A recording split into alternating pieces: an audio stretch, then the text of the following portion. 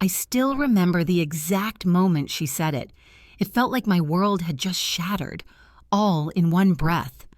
Her words hung in the air, thick and suffocating, and for the first time in what seemed like forever, I felt completely powerless.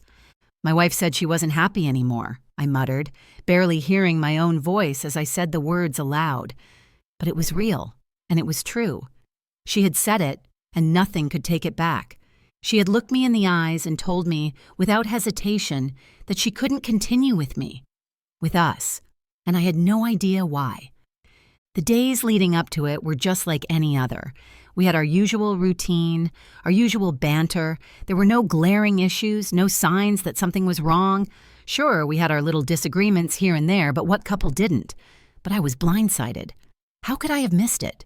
How could I have been so wrapped up in everything else that I failed to see the storm brewing right in front of me? That night, after dinner, everything felt off. It was subtle at first, her quietness, the way her fingers barely grazed my hand across the table. The silence was unfamiliar, like a cloud hanging heavy between us. I thought it was just another one of those fleeting moments where we both needed space. But then she said it. My heart dropped into my stomach, and I froze. "I'm not happy anymore," she said, her voice barely a whisper, but the impact was undeniable. "I think we need to figure out where we go from here." I looked at her, trying to piece together what was happening. "What do you mean? We've been fine, haven't we?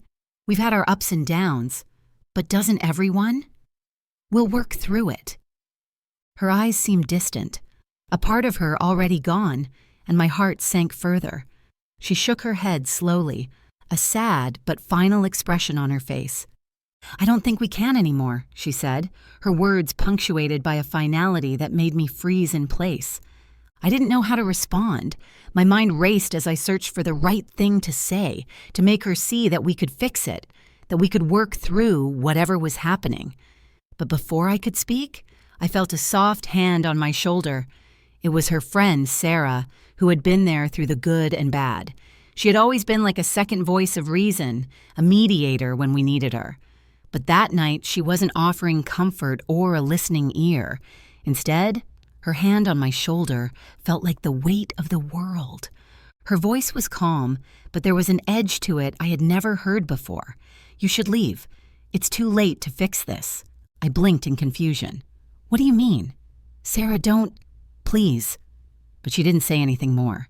She just nodded toward the door, her eyes full of pity, her lips set in a grim line.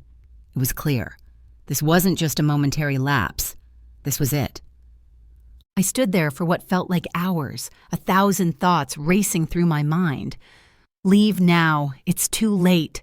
Her words echoed in my head. And as much as I wanted to fight, to scream, to ask her what happened, the weight of her voice made me realize there was no coming back from this.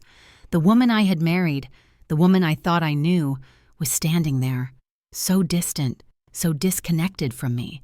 I couldn't recognize her anymore. The tears didn't come at first. Instead, I just stood there, stunned, trying to understand the gravity of the situation. I could hear her breathing softly, but the words we needed to have, the conversations we'd put off, never came. And the silence between us was the loudest thing I had ever heard.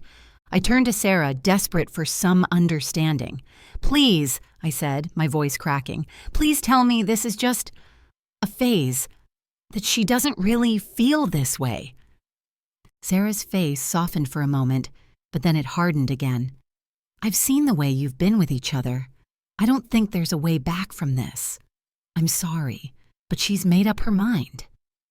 The finality in her words pierced through me, and I turned back to my wife, looking for any sign of regret or a flicker of hope that maybe, just maybe, this was a mistake. But there was nothing. Just a blank expression. The moments that followed felt like they lasted forever. I took one last look at the life we had built together, the home we had dreamed of, and all the memories we had shared. But none of that mattered anymore. In that moment, nothing I said or did would change her mind. "I'm sorry," she whispered, her voice barely audible. "I thought I could make it work, but I can't anymore. I need to find my own way." And just like that, it was over. I walked out of the house, the door closing softly behind me. The cold night air hit my face and I shivered, not from the chill, but from the weight of everything that had just happened. I had no idea where to go, what to do, or how to process this. It felt like I had just been blindsided by a storm that I wasn't even prepared for. I tried calling her the next day, but she didn't pick up. I left a message, but there was no response. I reached out to Sarah, hoping for some clarity, but she didn't have any answers. She just said the same thing. It's too late. And as the days turned into weeks, I started to understand the depth of her words. She was gone, and I couldn't fix it. I had no idea how long this had been building up in her, or if there was anything I could have done to change her mind. But the truth was, I had missed the signs, ignored the warnings, and now I was paying the price. In the months that followed, I did a lot of soul-searching. I looked back at our time together and wondered if there was something I missed, something I could have done differently. But the truth was, I couldn't change what had happened. I had no control over her feelings, no control over the choices she made. And yet, as much as it hurt, as much as I wanted to scream and shout, I had to accept it. She had moved on, and so would I. The hardest part wasn't the ending. It was accepting that sometimes, no matter how hard you try, things fall apart, and there's nothing you can do to stop it. In the end, it wasn't just her decision. It was both of ours.